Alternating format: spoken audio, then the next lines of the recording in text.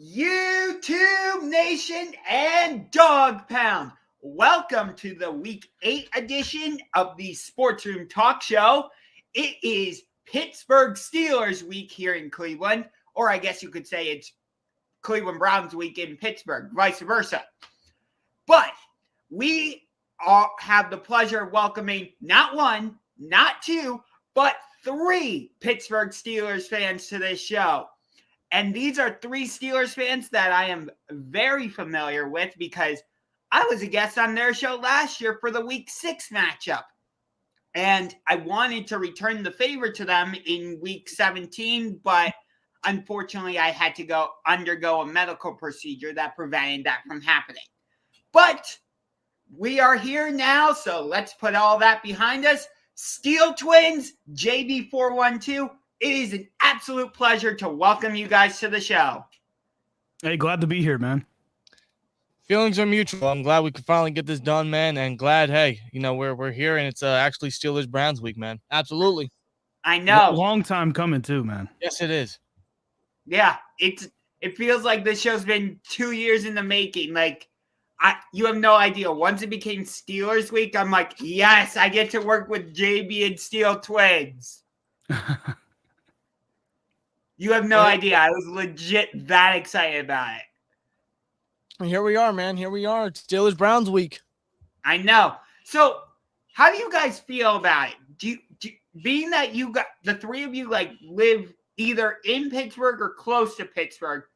We're a few hours away. Give or take. Do Steelers fans feel like it's a legit rivalry against the Browns? Or do you guys just feel like, it's the Browns? I'll give this to JB because I'm interested to hear his thoughts because, man, that's no filter. I would say the biggest, as far as the pulse goes, in Steelers Nation in general, I would say no. And that's no disrespect to what you guys have been doing in the last 2 seasons or more. It's just one of those things where the Browns still have many years ahead of them as far as facing off against the Steelers. Before that could be really a true rivalry. But SteelTwins, you guys give your take on that. I couldn't really agree more, honestly. 2 years of splitting, I wouldn't really call that a rivalry just yet after the overhaul dominance that the Steelers have given the Browns last 20 years. And like he said, that's no disregard or disrespect to what they've done in free agency, the draft, coaching, everything. You guys can clearly drastically change the tide of Cleveland and the Browns organization. And I'd say their, what's the word I'm looking for? Reputation, I would say. Oh, yeah, definitely. Sure, but I wouldn't call it a rivalry just yet.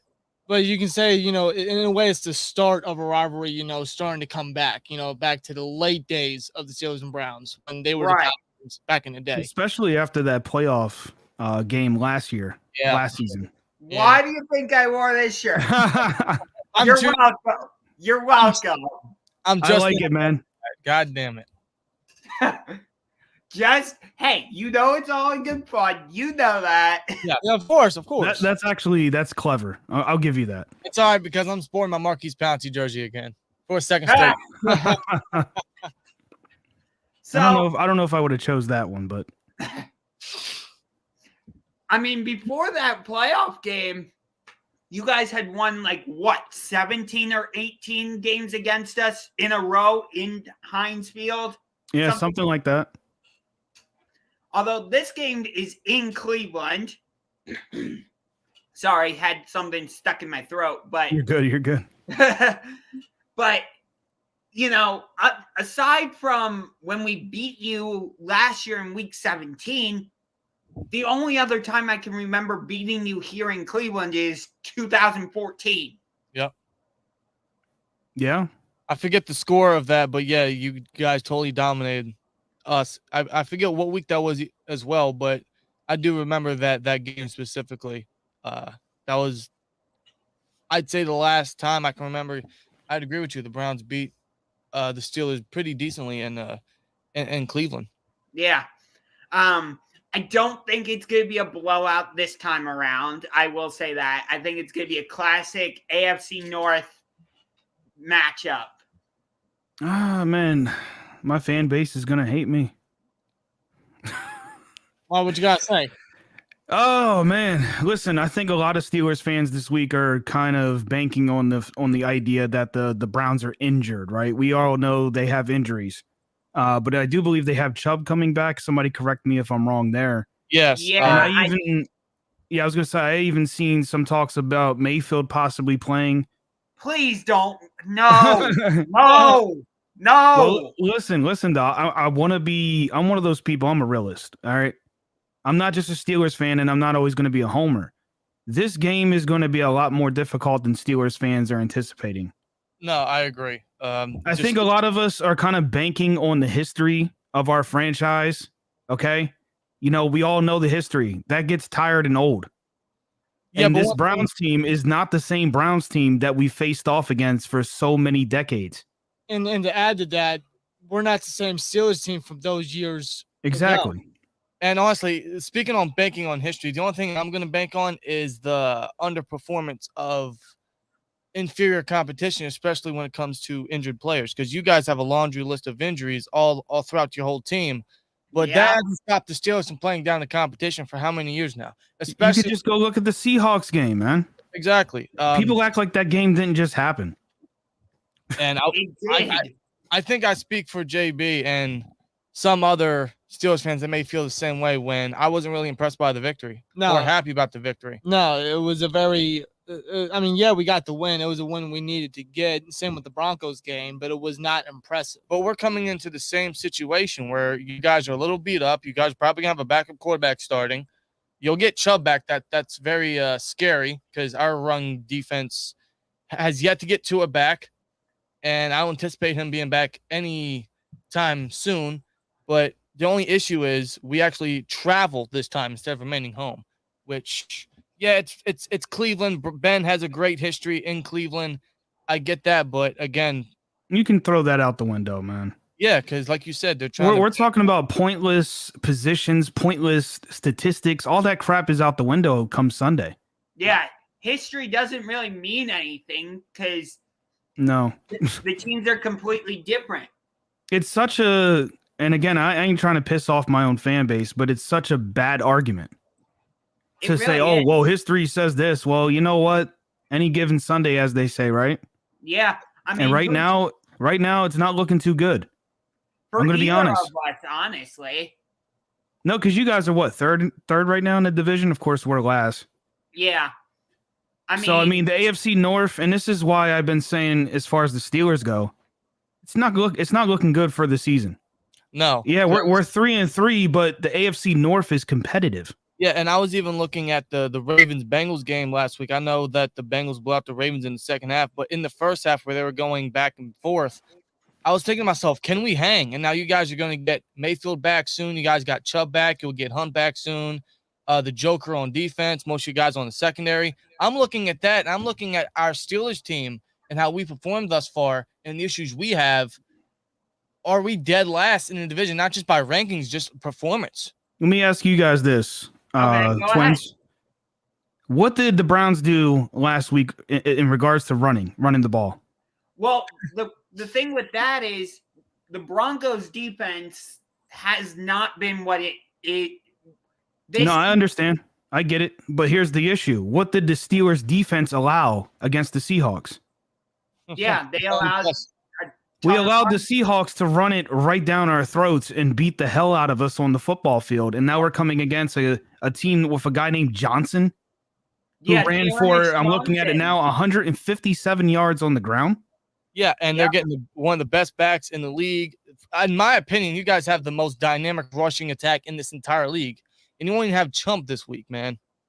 So, I have a side radio show that I do at the Ohio Media School every Wednesday. You should tune in. It's called So What's the Catch on All Sports Cleveland. I've actually tuned into a few episodes. Oh, sweet. Yeah. I like it, man. Thanks. One of my co-hosts, James, says that the Browns should get rid of Kareem Hunt, like either trade him or cut him in the offseason because he doesn't fit the scheme that the Browns like to run. I would. I mean, you got a guy named Johnson who played what, one game? Well, it says 7, but Yeah, because he's put because in the season where last season Chubb got hurt in that Dallas game, so Johnson had to step in for some of those games. All I'm saying is for you guys, I mean, trading Hunt would be great value. It's almost the same as the Steelers with Ingram right now. Ooh, You know, wow. although, I mean, a lot of people are saying, well, if we get rid of him, then what does that say for depth? I get that argument, but at the same time, I mean, are we really on par, or I should say, is our path heading to a playoff? I don't know. All right. The Browns will never make it to the Super Bowl, and they will never become a bad team again. Oh, okay. What do you want me to say to that? I don't even know how to respond to that. No, Yeah. And in some respect, I will respond to that comment by saying I don't think the Browns are close to being a bad team again. You guys have a great coach. What was he coach of the year last year, Kevin Stefanski? I believe he was. Yes, he was. Yes, so that speaks volumes in his first year. And I know people are going to say, well, Matt Nagy won coach of the year his first year of the Bears. Well, there's a difference between Matt Nagy and Kevin Stefanski, and it's drastically different. Philadelphia Eagles won a Super Bowl. Enough said. Yeah, pretty much. I don't understand this argument. I don't think the Browns are anywhere near a being bad team or last in the division again, because you just look at the roster. They're arguably one of the better in the league. Right. Yeah, I don't know if we should keep Odell, though, because when Baker and Odell are on the field together, they can't seem to connect. I don't get it. Now, if I'm going to be completely honest with you, I think Dan Go can ahead. agree with me. I think Odell is probably one of the most overrated receivers of all time. He's the most overrated receiver I've ever seen in my life. You guys, he applies zero impact, zero value to your offense. You guys always do better without him. I thought you guys should have traded him this past offseason for like a linebacker or a safety or something. Yeah, I mean, go ahead. Sorry. I was going to say, does he have any value now? Because when he's on the field, he does nothing. And lately, he's just been getting hurt. You know, he hasn't been able to get open. But the guys behind him, like Donovan Peoples-Jones, and even your rookie Anthony Schwartz, they've actually been able to produce more than Odell has been. But you guys also have a hell of a tight end group that can do just as good, if not better. So I don't see the point of having Odell on the team anymore. But what's your thoughts about Odell? Being that our offense is so run-centric, like it is, like what you guys have talked about, I agree. I don't see the point of having Odell.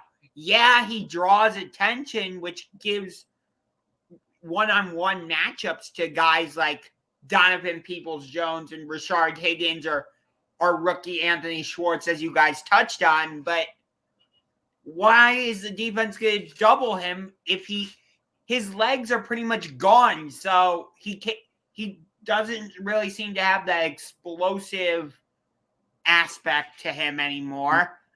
So, yeah, I don't totally see the value. Now, I will not underestimate him, though, because Odell is still Odell. He's still a playmaker when he can get open and get down the field. Not going to sleep on that against our secondary that's been very up and down, I'd say. Mediocre so far this season. But I think that's due to scheme, not due to player. But that's just me. So what were your thoughts on the whole Mike Tomlin press conference the other day with UX? I just want to hear your thoughts. I'm not saying I agree with the comment, or I just want to hear your thoughts. Are you referring to him, the whole rumor about him going to college football? Yeah, the whole USC thing. Yep. It's I'll keep it short. My opinion on it is it was definitely disrespectful, considering his caliber in regards to his coaching history. Yeah, his resume. I mean, it's complete disrespectful, and it's just showing that the media nowadays is getting more and more out of control. It also shows that they obviously see us as an easy target because we are always the team that they attack. And when it comes to the media, yeah. That was just silly of the media to put out there, specifically Carson Palmer. But it's just so stupid because Mike Tomlin, his resume is great. Why would he leave a job in the NFL in which he's coaching a winning organization in the Pittsburgh Steelers that's had 3 head coaches in the past 50 years? Why would he leave that for a college job? It right. Just makes no sense. Right. And on top of that, you touched on this, how the Steelers have only had 3 head coaches in 50 years, Chuck Noll, Bill Cowher, and now Mike Tomlin. But Tomlin has never had a losing season in his time with Pittsburgh. Been to 2 Super Bowls, won one of them, multiple division titles, and he's at a cornerstone franchise. I mean, when you talk about the NFL and like what teams come to mind, for me, the Steelers are one of the very first teams that I bring up. You can't talk about the NFL without bringing up the Steelers. And I think it's funny that, we continuously have this dialogue about Tomlin. You have fans after a certain season, oh, it's time to get rid of Tomlin. They forget about Bill Cowher. I mean, seriously, go back to the 90s. There was a lot of losing seasons. Well, see, you grew up in that era, so you can speak on behalf of us. Yeah, and I'm sure a lot of, today's generation of fans, obviously they never grew up in that era.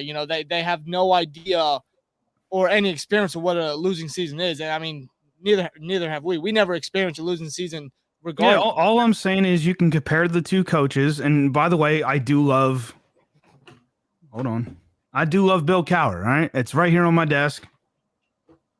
So don't take this any other way, what I'm about to say, but you have 2 coaches here, 2 Super Bowls, right? With the Steelers. Each won 1, lost 1. But as you just said, Max, Tomlin hasn't had a losing season. Bill Cowher has. Yeah, and here we are every single season where the Steelers don't make it far in the playoffs. Everyone's always calling for Tomlin's head. I don't understand that. It's completely unfair. It really is. I mean, yeah, Bill Cowher just got elected got enshrined in the Hall of Fame. Right. Rightfully so. 100%. Like, I was a late 90s baby, so I didn't get to experience like the losing seasons as much with the Steelers, although I've had to go through the same thing here in Cleveland. Partially thanks to you guys.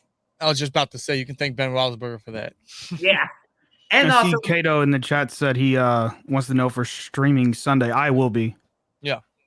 I will actually be at the game. So I'll be shooting some in-game footage and then, yeah. And then I'll be putting it together in like a little bit of a montage that I'll upload later on the This is actually one of the games I wanted to go to this season. Dude, I've been like, I would love it if some of the people I work with on this show actually came to Cleveland, because I would love that would be cool. I would definitely be down. Maybe next season that'll definitely be in the cards. Oh yeah, absolutely. I would love to actually meet you guys like in person. I'd like to go to enemy territory, man. Yeah. That'd be different. That would be different, but you know what? I'd be up for it. I would be so down to go in there. Why the hell not, right? Especially in today's genre of the NFL, how you guys are now, how you guys are up and rising, how we are looking. I wouldn't mind it. Yeah. See, I feel like with the whole rivalry thing, going back to that for a second, in my personal opinion, the rivalry had been dead because you guys had kicked our butts for so long. Like, I never felt like, oh, this game actually means something, where if the Browns win, they get into the playoffs, or if the Steelers win, they win the division and the Browns are eliminated. I haven't felt like that was the case up until, the Thursday night game with the whole Myles Garrett thing, and that bled into this season, last season with week 6. That game meant something. Granted, you guys would go on to absolutely whoop us. And then week 17, you guys were fighting for, I think it was the number 2 seed with Buffalo. And we were just trying to get in the playoffs. Yep. So that's what I want with Browns Steelers. And the crazy thing is, because last year, the week 17 match where Mason started, that I think that ultimately came down to whoever won the division. No, you guys had already won the division. Yeah. Oh, did we? Okay. Yeah. Then I'm maybe this year. I forget when's our next game. Is it week? Was it? We play at you guys on Monday Night Football in week 17. Oh, interesting. Okay, that's good prime time. Awesome. But I don't know. Maybe we get something along the lines of that down the road. But this game for sure is going to be a huge game for both of us in terms of division rankings and playoff rankings. Because if we beat you guys, we go to third. You guys go to fourth. We increase the record up into the north. So this is a big playoff game or a division game already this year. Yeah. This will be what? Your second division game? Yes. Yeah, because we lost to the Bengals badly. And I don't think we can handle to lose to another division game. Yeah. This is our first division game of the season. And who would have thought the Bengals, man? Yeah, I don't know what to make of the Bengals. I don't know if this is legit or if it's just like I mean, they whooped the Ravens bad. Yeah, that's why this is a tough 2-game stretch because we host you guys this week in a rivalry game. And then next week, we're in Cincinnati for the Battle of Ohio. So it's like, I feel like we got screwed a little bit in the schedule. Not just with that, but the fact that when we play at you guys, it's a Monday night football game. But this week, it's just a regular 1 o'clock game. Like, yep. Really? Can we at least get like a 4:30 game? Something? I figured the first game after the playoff debacle, the playoff nightmare that the Steelers experienced, they would put it at a higher ranking, but oddly they didn't. Maybe they're anticipating a bigger matchup later on down the road. Yeah, I honestly think the second game is more important because regardless of which team wins this Sunday, that second game is the one that's going to matter the most. Without a doubt, because AFC's wide open.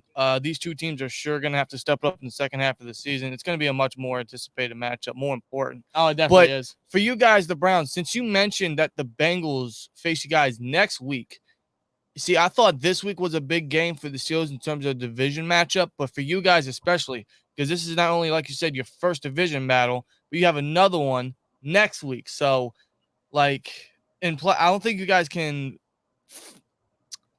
I don't think you guys can risk falling fourth place, having to face probably right now the best team in the division, the Bengals, next week. So that is a big yikes right now for you guys. Yeah, for when it comes to this week against Steelers and next week against the Bengals, you guys really got to try and fight to make sure that you're right where you're at right now or even get up to potentially second place in the division. But I think that adds on to this game of how important, how great it can be. Yeah. Right. And that's part of the reason why – you were talking about the possibility of Baker Mayfield starting. I'm like this. No, he's clearly not healthy. No. And why would we put him out there against somebody like TJ Watt, who he's going to want revenge. And he's just knowing that Baker Mayfield's shoulder is the way it is. He's going to want to drive Baker Mayfield right into the ground. That's going to be his mentality. I don't think you can risk putting Baker on the field. I think Case Keenum gives you guys the best chance to win just from a health standpoint. Yeah. You got to start him this week. He has that connection with Stefanski in the past. I'd run with him if I were the Browns, but who knows? Honestly, it could just be the media just trying to spin things like they always do. Or it could just be the Browns, trying to throw the Steelers off. That happens almost every week. Again, this is a division match. Anything is possible. Yeah, this is just normal football stuff we're talking about right now. Like, this happens almost every single week in the NFL with teams you don't know who to prepare for. I really hope we start Case Keenum. I mean, Baker Mayfield was saying at press conferences, like, yeah, I expect to play, and he was taking first-team reps. Like, but if we're planning on starting Case Keenum, that doesn't help because you're having Case Keenum practice with the backups. Right. So he's not going to – the offensive line's not going to know his cadences.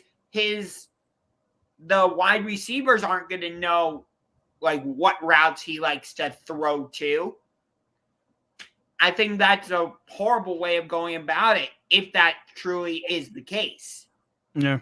See, I didn't even know Baker was getting first-team reps. That is kind of a silly game plan. But, again, maybe they're trying to throw us off. That's why I brought it up because, like I said, I've been paying attention, and I mean, that's what's being said right now. So, But as far as Baker Mayfield goes, irregardless of who starts, I think the one fear that we all have in this game when it comes to the Steelers is definitely that rushing attack of the Browns. Yeah. yeah, of course, it's the biggest gaping hole right now. I mean, again, I go back to the Seahawks game. People always think I'm just so negative. It's just like, man, are you watching? How are you negative when the Steelers defense allows over? Because I'm not as optimistic about the team as I was last season, so people assume that I'm just a negative person. But I've been watching football pretty much my entire life, But so I kind of have like a grip on kind of looking at an outlook. And I'm not saying the Steelers are not going to be playoff worthy, but right now they're just not playing like that. So of course my attitude towards it's going to be a little different than most.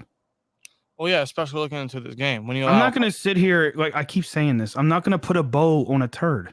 No, you're not. It's funny. It sounds goofy, but I mean that it's just facts.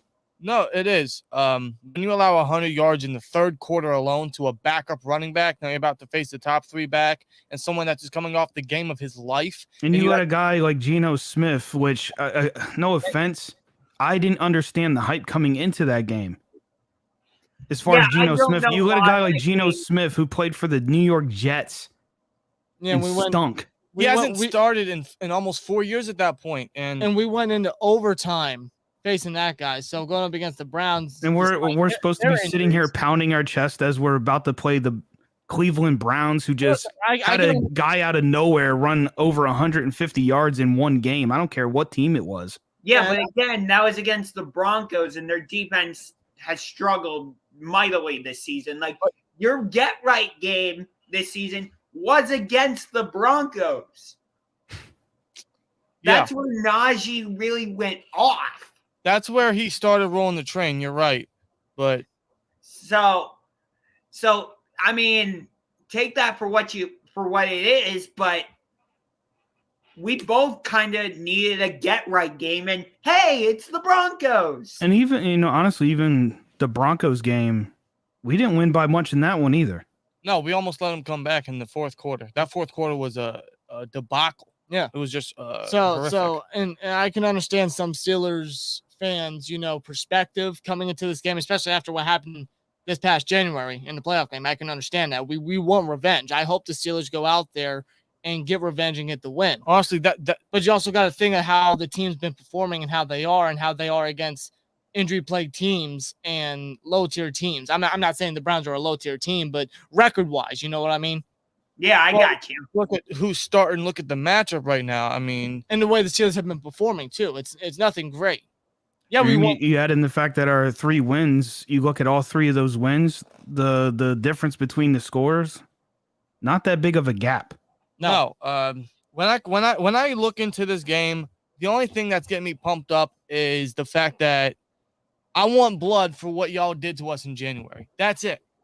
Because I can be a little optimistic in saying we haven't played our best football yet, but we also said that last year when we went 11-0 and we only got worse.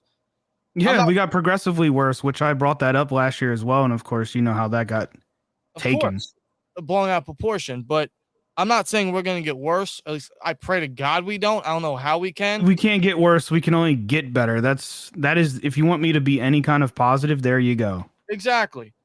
I mean, you guys started off the season 11-0 last year. And to the crowd that continues to say a win is a win is a win when your team actually is productive, not when you're just escaping with wins and you're 3-3 as we're heading into the second portion of the season. Yeah. Do you guys think your bye week came at the right time? Yeah, yes, I do. Most definitely. Yeah, because when you look at all the injuries from Bush and some of the receivers we got in the D-line overall, yeah, definitely. Most definitely, I would say it came at the right time. If you asked me that like 2 months ago, I would have said no, but looking at it now, yeah, it did. Yeah, with the injuries that we sustained and how the team's been performing, this bye week came at the absolute perfect time for them to get more healthy and to look over their miscues and try to figure out exactly how to be a better football team. But no one more importantly than inside linebacker Devin Bush, because he has been very underwhelming this year. and that might be due to him still recovering from the ACL injury and the nagging groin injury he's had all year. But Or the fact he's more focused on tweeting about cats falling from skyscrapers or whatever. he hasn't been on Twitter in 2 months, so maybe that's a positive. I know, but I get it. But I'm so sick of this team not being focused on football, and I know people have opinions on that as well. I'm just fed up. You see the people behind me? Yeah. All these guys on the wall here. I mean, when I watched those guys back, it was football. Yeah, they lived and breathed the sport, man. There was no tweeting. There was no TikToking. There was no throwing cats off of buildings and stuff or whatever the hell it is. It was none of that. And I hate to say this, that is the difference. Social media has killed the locker room. Social media has killed the sport, honestly. And it's not just football. It's literally anything. It is. You know, you can't go to a doctor now, okay, and get the best service because they're busy trying to post a Facebook post. And I'm sorry, I'm about to get into a rant, so let me calm it down. No, you're good. You're good. I get what you're saying, but it is true that you guys have had some social media problems. Like you had Antonio Brown and his whole shtick shenanigans. And then you had Juju Smith-Schuster with him doing TikTok dances on teams' logos. Yep. Which a lot of Steelers fans, it's not that bad of it is. It puts a target on your back. Yeah, and honestly, an unnecessary target.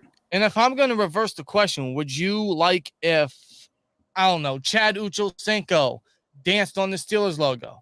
No, because let me tell you, back then, you had guys like Joey Porter that would walk up to the sideline before the game and punch a guy in the face. Yeah. Yeah, going way back to the Steelers-Browns rivalry, man. Yeah. Yeah, actually, the timing of that is hilarious. Yes, exactly. But I mean, you get what I'm saying. Right. I don't know if this is true or not, but I'm pretty sure, like, after we beat you in the playoff game last year, the Browns were doing stuff to the terrible towel or something, if I remember correctly. I mean, every team does that. Yeah, I think I remember something along the lines like that. It's the curse of Myron Cope. Let me just say, you know, or so they say. Well, based on history. I mean, just if you believe in fairy tales, yeah. Well, just ask Jeremy Hill, you know. Yeah, I still remember when you guys made your Super Bowl run. I think it was in 2005. The Bengals beat you to win the division. I forget which Bengals player it was. TJ Husmanzada. Say that again? TJ Husmanzada. Yes. He took the terrible towel, rubbed it like on his foot. What did you guys do in the playoff game against them? You absolutely destroyed them. But you know why? Because we had players that weren't focused on their brands or outside, distractions. Juju. Claypool. You get what I'm saying? Like, and our defense back then was just so stacked. God, it was stacked. It was so stacked for many years, too. Even the years where we didn't win a Super Bowl or didn't do well throughout the season. But JB, we've always, you lived through all that, so you can say that. Yeah. Well, and that's why I bring this stuff up, and maybe I'm the old man yelling at the sky. No, but it's a good thing you bring this up because of what the Bengals did after they beat the Steelers. What Husmanzada did to the towel, the Steelers took that and wanted redemption. They wanted payback on the Bengals, and they did that in the playoff game. So I think, and now look what we did last year. We did the complete opposite of what those great teams did. Instead of being the ones that are quiet and go out and punch somebody in the mouth on the field, not literally, but you get what I'm saying. But I think what Rob's trying to tie in is, can we have that same attitude heading into this game after what y'all did? No, because we don't have players with that mindset. We only have two that I can think of, and they're both on the defense. That is Cam Hayward and TJ Watt. Yeah. Well, I would even throw in Minka. Oh, of course, because Minka, he's one of those guys. Just from what I've been reading, he's always in the lab. He's always focused. I don't want to throw the entire team under the bus, but there's a lot of guys that I don't know. I feel like you could also throw Joe Hayden in there because you have him being a former Cleveland Brown, and then you have add on to the fact that we went into Pittsburgh and beat you in the playoffs. Not to keep harping on it, but it's a huge part of it. Mm-hmm. So Joe Hayden's going to be like, I want to show these guys up because they released me. That's why I'm a Steeler. and I did not play well in the playoff game last year. Which, thank you, by the way. I love Joe Hayden. I Now, really, there's not one negative thing I could really say about him. I'm not trying to be a corrective con man here, but I think Hayden was actually out that game due to COVID protocol. But I get what you're saying.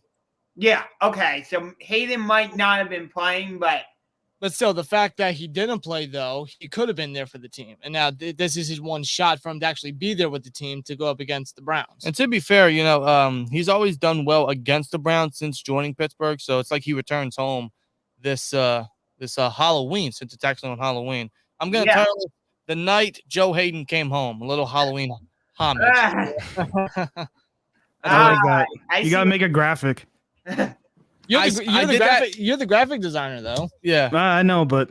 See, I did that with Ben Roethlisberger in our preview video, but I'm actually going to switch that to Joe Hayden just because of the obvious. Yeah. Yeah. I've been doing my Pens content this week. I've been so focused on that. The hell? Okay. Something popped on my screen. All right.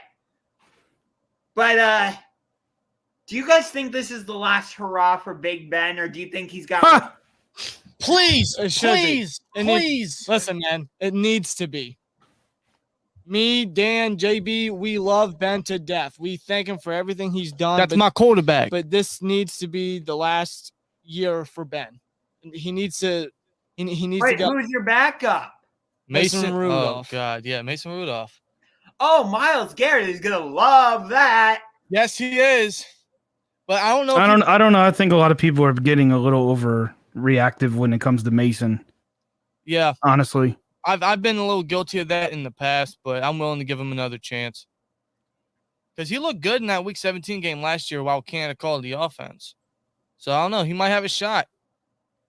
But if you, who's better than Mason Rudolph in this upcoming draft, quarterback wise? Oh God, maybe two people. I don't even know the quarterbacks that are going to be in the draft this year, to be honest with you. If you were to ask me what's the future of the Pittsburgh Steelers at the quarterback position, I don't know. Obviously, I'm going to say A-Rod, but is that out? It's kind of a pipe dream right now. A little bit. Yeah, I mean, sometimes those scenarios work out, but when it comes to Steelers, it's very rare. I mean, if we had the opportunity to trade for Aaron Rodgers, I would do it in a second. I'd be like, okay, Baker Mayfield, you can. That would probably make you guys Super Bowl bound, in my opinion. That would scare the absolute living crap out of me. And do you see Baker getting a contract extension with Cleveland, or would you give him an extension? I think they will, but I don't think it's the right move. No, I don't know if it's the right move to give him a contract extension. He's been so Dr. Jekyll and Mr. Hyde. It's so weird. He's so frustrating. It's kind of like what you're going through with Big Ben right now. Yeah.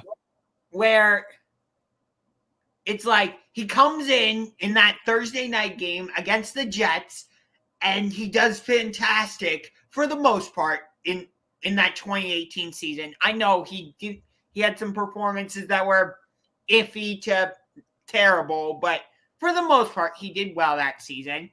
2019, we hire Freddie Kitchens as our head coach, which was the complete wrong move. We trade for Odell. We make all these other additions. We're on like 5 primetime games, including the Thursday night game against you guys. And we go 6-10 and completely, fail on all expectations. And then last season, I wouldn't say he played great, but I wouldn't say he played bad. I would say he played okay to maybe good at best. So it's like, I don't know what I'm going to get with Baker Mayfield. Right. When I look at Baker, I see a guy that heavily depends on the running game, but when his name is called to lead the team back, he cannot do it. No, he showed that in the game against the Chargers. We need him to lead us down the field in that 2-minute drill, and he couldn't do it. Same thing against the Chiefs. I've seen zero promise in Baker and leading you guys back as a comeback warrior. The only excuse me, the only thing I will say about that Chiefs game is Baker wouldn't have been in that position if Nick Chubb doesn't fumble the ball earlier in the game, and if Jamie Gillum actually knew how to freaking punt. Right. That's true. That's not making excuses. It's the honest truth.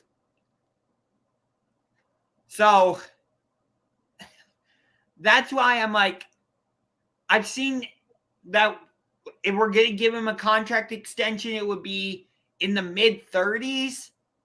I don't even know if he's worth that. Wow, that is can you talk about overpay? That's just a little too extensive for a guy like Baker Mayfield. Yeah, and Walltown Beast or Best 88 says, I know this sounds crazy, but the Browns look a lot better with Keenum. That tells you all you need to know about Mayfield. And I actually probably have to agree with him. Keenum has communication, and he's very familiar with your head coach because your head coach was the quarterback's coach for the Vikings when Keenum had the breakout season. Keenum took the Vikings all the way to the NFC Championship game. They needed the Minneapolis Miracle to beat the Saints. Yeah, obviously, but regardless, I think for this game and for down the road, because I don't know how severe Baker's injury is, you got to start Keenum. Yeah. Him and Stefanski just know how to click. I don't want Baker to start another game because if he falls wrong on that shoulder again, it could not only be season ending, but it could potentially be career ending is what I'm thinking because it's a torn labrum. It was dislocated. And I think at one point he was saying like one of the muscles wasn't even firing. And you're really going to put him out there against a defensive line that features TJ Watt? No. And the Browns don't need to throw the ball in this game. I mean, again, the blueprint's there. Run the ball. Right. That's the primary way we beat you in the playoff game last year. Exactly. So the Steelers better damn well be preparing for the run and fixing that issue because we've been giving up massive yards. We're just opening holes for the opponents. And I will say, if we cannot stop the run or at least limit it, I do not like our chances this Sunday. No, definitely not. To it. Bush has been underwhelming. I can actually see us using Robert Spillane a lot because he's better against the run. Yeah, he's better at stopping the run. And then you got to add in the fact that the offense hasn't been anything short of not impressive. They're just not impressive in my book. Yeah, especially the offensive line. Like, although the Browns got a lot of injuries on the defense right now, their front seven is still stacked. It's still a scary front seven, and going up against our offensive line, it's progressing week by week, but they still got a heck of a challenge, especially going up against Myles Garrett. Yeah, I want to say our defensive line has been impressive, but like other than the game against the Bears, we've been shredded. Like Kyler threw 3 or 4 touchdowns against us. Justin Herbert had all day to sit back and like make himself a freaking pina colada. And Patrick Mahomes is like, okay, I'm just going to throw the ball all over the freaking yard. So it's like, yeah, Myles Garrett got 4.5 sacks in week 3, but that's because Justin Fields was making his first career start, and Matt Nagy's head was so far up his ass he couldn't even see. Right. You're right. But when you mention guys like Kyler Murray, Justin Herbert, Justin Fields, although he didn't do great, but and also Patrick Mahomes, all those are a hell of a lot different than what Ben can do today. He's not the same Ben. We'd have to rely heavily on the running game. This would be battle of the trenches, to be real with you. But how is your guys' rushing defense? Because I haven't kept track. I don't know the statistics, but yeah, I can look that up. Because honestly, I know you guys' secondary is still a little hurt. You guys may get some guys back. We might be able to get a passing game going if we utilize guys properly. But I don't know with Ben, man. I mean, yeah, we're going to have to depend on the run a lot in this game. Like, it's going to have to be very crucial. The line's got to be crucial. They got to come up big. And hopefully we get Banner involved a little bit. Zach Banner on the line to boost him in and ease him in. Yeah, for the love of God, because I'm sick of seeing this guy being championed around Pittsburgh, and he hasn't done a damn thing in the league. No, 2 starts. And again, last year, and yeah, no disrespect to Banner, man, but goddamn, prove something, man. I'm just Yo, not on the hype train. I'm it's- not on the hype train. It's a charisma that he possesses. That's cool, great, thumbs up. Now go play football. Yeah, And I the same agree. I thing do was- agree. And the same thing is about Juju. Ironically, they're both USC guys. But yeah, I mean, Banner's only You had know, 2 going starts. out smiling, riding your bike around Pittsburgh doesn't bring a Super Bowl. Clearly No, not. it doesn't. You're right. So, I mean, what are we talking about? You know, The Browns are near the bottom in terms of total defense. We're just in front of the Jets, Texans, Falcons, Dolphins, Lions, football team, Chiefs, and Jaguars. That is not an incredible list. I am so sorry to hear that. We're in front of those teams, but What? still. But the thing is that even though you tell me that, I'm not smiling ear to ear like, okay, maybe the offense can get something going, because the offense, if I have to give it any positive, they've played maybe 3 quarters in one game. That's it. You Or guys if- are in the top half of the league. The only teams in front of you are Buffalo, Arizona, Carolina, New Orleans, Cincinnati, Tampa, Minnesota, Dallas, Denver somehow, Indy, and New England. And then it's you guys. And that's pretty expected. But even then, the defense, you're talking about the defense, right? Yes. Yeah. According to PFF. Oh, and God. of course, we really haven't played any legit opponents outside of the Bills and The maybe Bills. the Bengals. The Bills, the Bengals, the Packers. Yeah, the Packers. What am I talking about? But even, I mean, look at the losses there. We got 1 out of the 3, Pretty much. or Yeah. the wins. You know what I meant. Yeah. Yeah, you guys are Bills. You guys are 12th in defense, and we are 24th. Okay. But the defense has still been pretty lackluster a little bit, because with all the defensive names we have, they haven't lived up, to the level of play we know they can, or at least they have the last 2.5 years now. That may be due in part due to the injuries. Stewart hasn't played all year. Watt was out a few games. Same with Highsmith. Bush isn't all there yet, obviously. I get that. I also think that's mostly due to scheme, though, because they're misplacing Minka, and that's hurting the secondary, which terrifies me a little bit in this game, because I don't know if they're going to exactly improve on some of their first half mishaps, because when it comes to buys with the Steelers, I don't know what to expect. You said with buys? Yeah, with buys, because there's Yeah, that's an excuse too, though. Yeah. What are you saying? I'm saying, like, this whole, like, oh, I don't know how we're gonna play it coming out of a bye. It's an excuse. I mean, you're either prepared to play a football game or you're not. No, 'Cause that's been an argument I've heard over the years as well. I mean, yeah, we both have we both had a bye week, because you guys had a bye week, a real bye week, and then we played on Thursday. So normally, if a team plays on Thursday and then your opponent plays on Sunday, the team who plays on Thursday should have the advantage. But in this case, that's a wash, because again, you guys had a bye week and we played on Thursday. But see, that's what annoys me, though, is because if, let's say, we come into this game, we lose against the Browns, that'll be Steelers fans' excuse. Oh, we had a bye week. It threw us off. But they were saying that that's a positive for us to improve on some things. So Yeah, it should be a positive, but a lot of people try to use it as an excuse. But that's why I just said I don't know what to expect from this team, because are they really going to use this bye to improve? Because I haven't seen that from the Steelers the last few years. In fact, after the bye, they've gotten a little worse. I mean, look at the news, man. We haven't. What have we improved? What has changed in this bye week outside of a bunch of guys getting rest that, honestly, I wouldn't say they deserved. No, that's We still got Ingram. The guy doesn't want to be here. Why is he still on this team? Tomlin himself said, if you don't want to be a part of the team, then you got to go. yeah, volunteers, So- not hostages. So Exactly. This guy's come out publicly and said, hey, I don't want to play here. Fine, trade him. The Chiefs are interested. I don't care. Get a freaking hot dog for him. He's got to go. and people say, That don't is say- what kills. That's what kills teams right there. And people say, don't send them to a contender. It's not like we have it. Who gives you, man? Who cares? We're not contenders ourselves, so why does it matter? Because after we beat the Bills, somehow we lost to the Raiders, the Bengals, and the Packers. 3 teams that lead their respective divisions. The Bengals I think a lot of people are just afraid of the depth. That's what it is. They're afraid of depth. I have noticed that you guys don't seem to use a lot of your bench players. You guys seem to heavily rely on your starters. Yeah.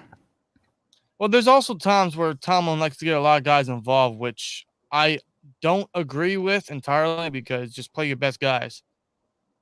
Like, I don't know why Watt has to be out on 3rd downs. I don't know why. See, I agree there.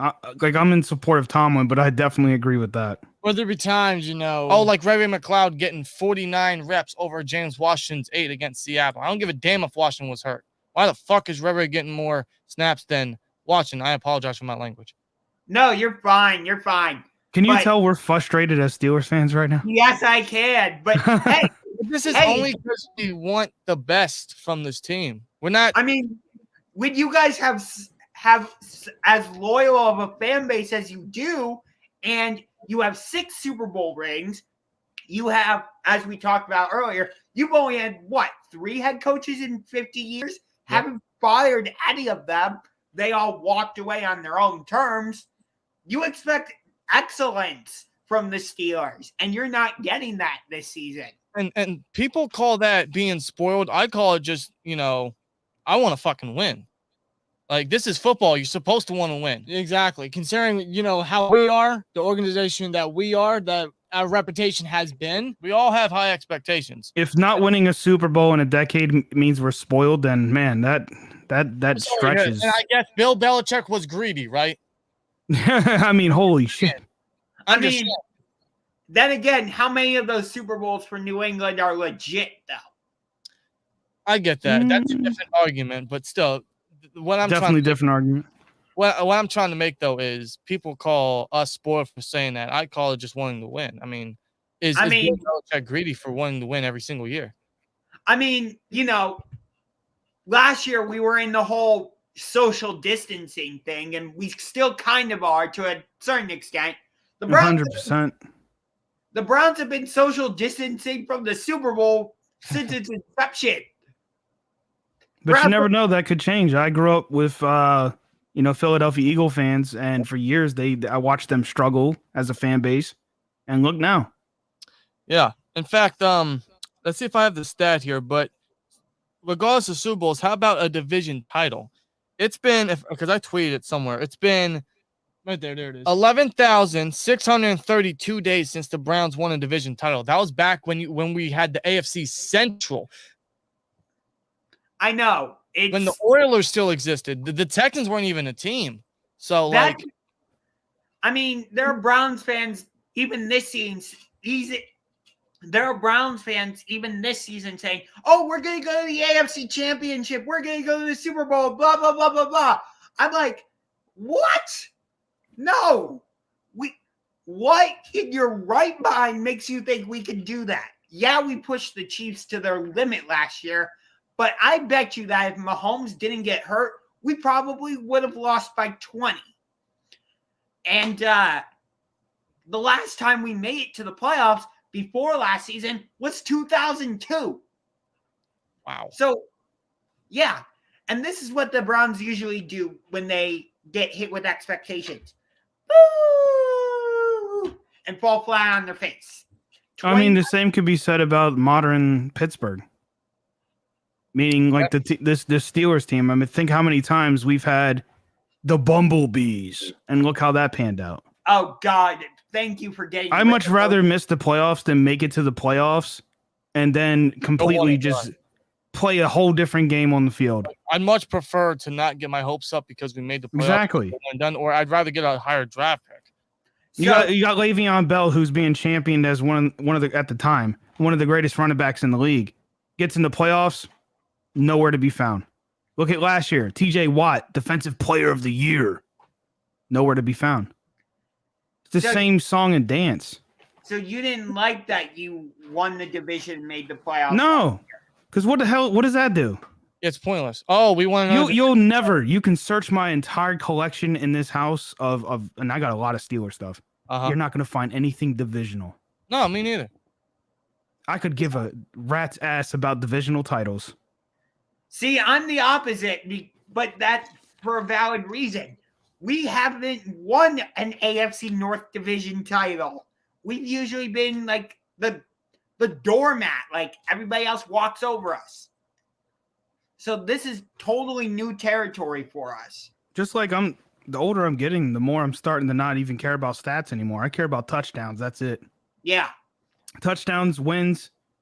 Even though that's kind of contradictory because I'm one of those guys that said it, a win isn't always a win. And I say that because we're 3-3 and all the wins we've gotten, we barely got. And the way the team just looks on the field, I just can't see us not only beating the AFC North, but beating some of these other teams in the AFC coming up. Yeah, I don't know how you guys beat the Bills in week I don't know if people know this or not, but not many teams in a division can make it to the playoffs. And right now we're at the bottom. I mean, 3 teams made it to the playoffs last year from the AFC North. Yeah, And but what happens if we lose this game Sunday? Then what? What's the excuse then? I don't know. Now, I'm telling you, if the Browns prepared, they have the blueprint. All they got to do is run the ball on us. Yeah. I mean, I'm looking at the stats on ESPN, and in terms of yards allowed for rushing, you guys have allowed 107.7. That's not terrible. Yeah, but a lot of other teams didn't really run the ball against us. No, and that was before we lost Alualu too. And in terms of passing yards allowed, you guys have allowed 261.5. So that brings your total to 369.2.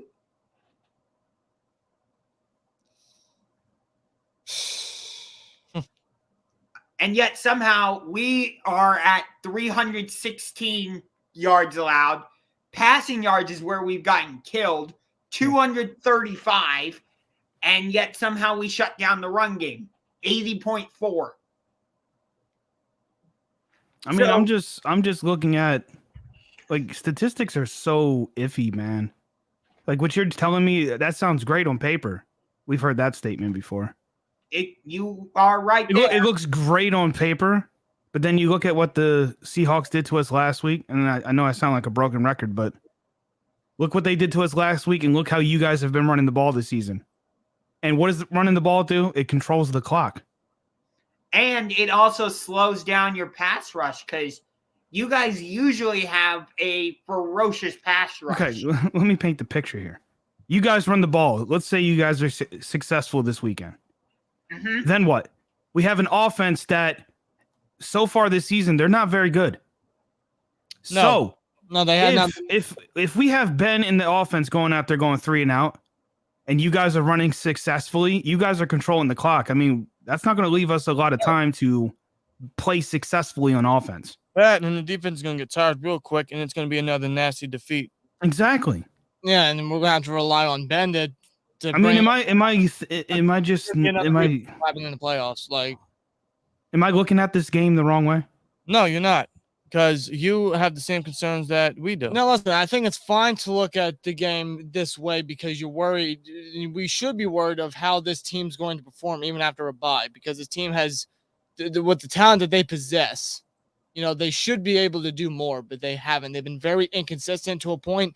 I don't think they have an identity right now. I don't know when they're going to find their identity. You just nailed it right there. I will give the Browns credit. They have some sort of identity. They're more consistent than we are. You guys don't think your identity, now that you've gotten Najee Harris going, is running the ball? No, because he's had, 2 games probably that he's had a really good game, I'd say, at least in terms of the ground game. That's about it. Because this line's inconsistent. You guys know that we're going to rely on Najee, so they're going to stack the box, stop the run, and force the ball into Ben's hands. And we all know Ben can't do that no more. No, and Twins will agree with me on this as well. I've been calling for it for years, and I'm not the only one. This team needs to start getting more than just Harris running the ball. You're running this guy on the ground. He has his shelf life right now probably 3 years. Yeah, especially since he's like 23 now. He'll probably We did the play 5 same years. thing to Le'Veon Bell. Yeah, because he'll play 5 years then exit. With the running back history, their lifespan, the fact that Najee's 23 now, they Hey, definitely. you see this man? Yes. Last of a dying breed. He was. As far as the I mean, Steelers running backs. I'm surprised Derrick Henry hasn't hit his shelf life yet because Tennessee doesn't really have a backup running back. Well, Derrick Henry's also a different breed. So he can play in any era. I mean, That's to be how- fair, he is like the size of a outside linebacker. So, but I get what you're saying though. Like Derrick Henry, like he is something else. But for this game, you know, they got to show up. The Steelers do, but I know the Browns are going to show up big time as well. They're not going to let this one slide. They're not going to have the Steelers walk right through them, run them over. Especially since they're at home, they have a decent little break after the Thursday night win. And when it comes to division rankings, yeah, they're going to show up big time, even with backups. With 2 straight division matchups, Browns are going to show up. And I wouldn't want to face any other Browns team, to be real with you. Because the way I see it, yeah, we lost to the Raiders, the Bengals, the Packers. They're all top of their division. They're all really good teams. Record-wise, I get that. But that also shows me, like, I don't know if we can hang. So in terms of division, I want the best from the Browns. I want to see what we're made of. But if we can't deal with a Browns team that has a backup quarterback as of right now, if we can't hang, I don't know what to look at this team, seeing how all the other teams from the AFC North are, in my opinion, right now, superior. I mean, I will say this. You guys are most likely going to have Claypool active. You're most likely going to have Juju. We've struggled against the passing game. You saw how Kyler Murray and Justin Herbert were able to just pick us apart. Ben can still do that to a certain degree. I don't know. If he hits his targets, that's been very. Ben's had a lot of overthrows, a lot of underthrows, a lot of bad decisions. He's also made some pretty good plays, but I mean it's a very short list. And Ben actually mentioned, you know, I'm not sure if he's saying this as an excuse or not, but he mentioned that his hip has been what's been affecting his throws and everything. How many times have we heard this from Ben? Listen. Even if that's the case, though, against a guy like Myles Garrett or even Jadeveon Clowney, one good hit, if the line's not blocking, Ben could very well be done. Because he's having old man injuries, and we're only a third of the way through the season. I mean, that's been his entire career. I know it has. But Ben, man, he's definitely going to have to be on point because if we can't establish a running game, the game's going to rely on him against a Brown secondary that has not looked great at all, I will say, despite all the injuries you've suffered. But Ben's our secondary has been trash. And Ben, the issue isn't his arm strength. It's not about that no more. It's about his inconsistency, his accuracy, his decisions. He's missed so many open throws, open targets that he's just thrown blatant interceptions when dudes are wide open. I mean, that's the thing with Ben in this game. He, you know, a lot of guys got to step up in the second half of the season, but none more than Ben. Yeah, because the offense is gonna have to be relied on a lot for sure. And Ben's the quarterback, and he came back for cheaper. I appreciate that, but honestly, man, like I said after the Browns game that we had in January, again, I hate to bring that up, but I said, looking into free agency at that time, I said, what is the point of Ben coming back if it's going to be the same song and dance? And as of right now, we're looking at the same song and dance. It's rinse and repeat. So if Ben doesn't step it up, and in this game against the Browns, this whole team's going to have to step it up and make a statement victory heading into a tough second half of the season. I mean, in that regard, when the Eagles drafted Jalen Hurts, in that draft, I think that was the 2019 draft? I believe you're correct. I think. Or maybe it was 2020. Oh, I think it was 2020, I think. Yeah, it was 2020. Oh, yeah, because I think that was the draft where everybody was on computer screens and all that. Right. But I thought for sure you guys were going to draft Jalen Hurts or one of those quarterbacks. See, it's funny because at the time I did not want Jalen Hurts. Looking back at it now, I wouldn't be opposed to it. But, I mean, you can't really look at the past too much. I think even then, though, the Steelers still wouldn't bench Ben. No, because they brought him back. They gave him a crazy, stupid extension at 36 years old to the point he had to come back this year due to the massive cap hit. He took less because we were in cap hell. And I give credit to the front office for doing what they could. But in free agency in the offseason. But they should have shipped Ben off years ago. And that's the problem with this team is they don't know when to let go. Yeah. It's like the whole Jack and Rose story. Just let the fuck go. That's so accurate. Like, you just met the dude. Like, who cares? Get out of here. Honestly. Sometimes you stay in relationships too long.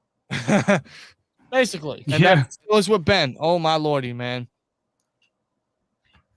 I mean, given what he's done with you, leading you to 3 Super Bowls, winning 2 of them, it's hard to say goodbye. It is until he hasn't done it in so many years. And at that point, you just got to ship him off. Right. But at that time, Ben also has to say to himself, I'm done. That's his biggest, his own biggest enemy is himself. Yeah, he's a very stubborn quarterback. I have noticed that. That's just me, though. What did you think of the Steelers hiring Matt Canada as their offensive coordinator? Did you like that move, or would you have preferred someone else? I personally like the move only if we end up getting a quarterback that fits that system. Which clearly, meaning I hope they keep Matt Canada around for more than just 1 or 2 seasons. They got to really let him build a roster that fits his schemes. Yeah, I think if there's any offensive woes, none of it should go to Canada right now because he doesn't have the right personnel for his scheme.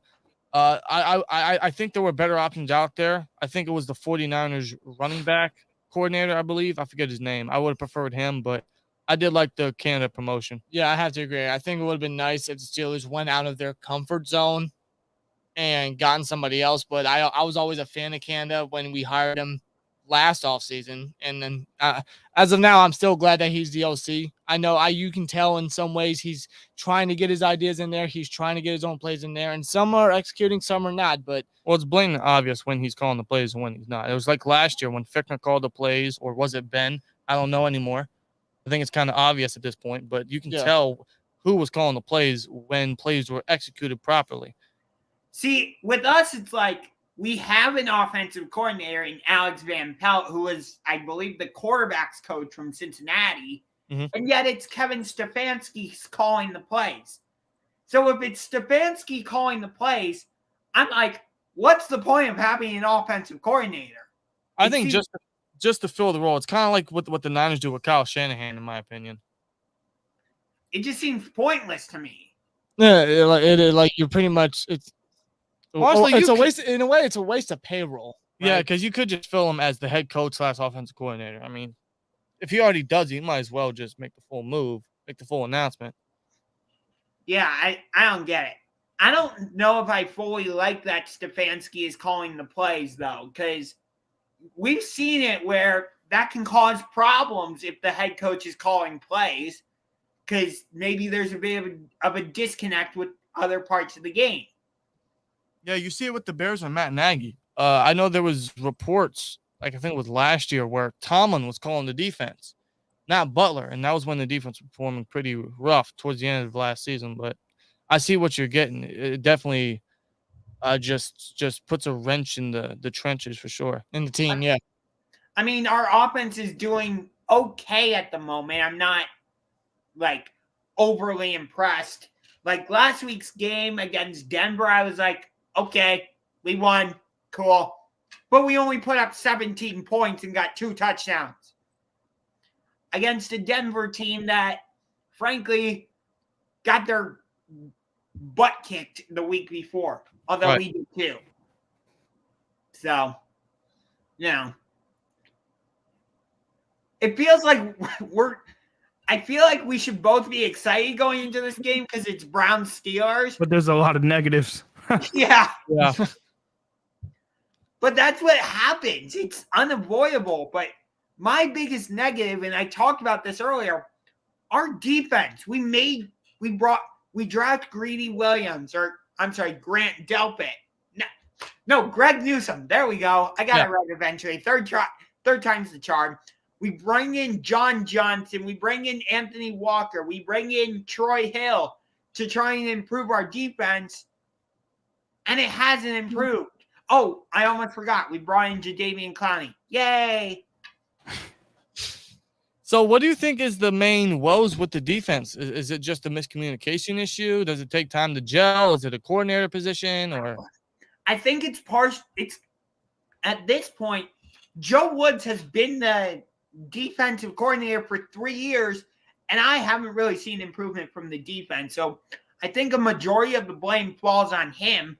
But it's also like, and Big Ben is good at this, all you need to do is do a pump fake, and our secondary will try and jump the pass, and then the quarterback can just be like, thanks, wide open receiver down the middle of the field. And maybe that happens, you know? well, it happened last year when I forget who was out. It was probably Johnson. It was the Week 6 matchup where Ben hit a pump fake and James Washington was wide open in the end zone. So maybe we get something like that.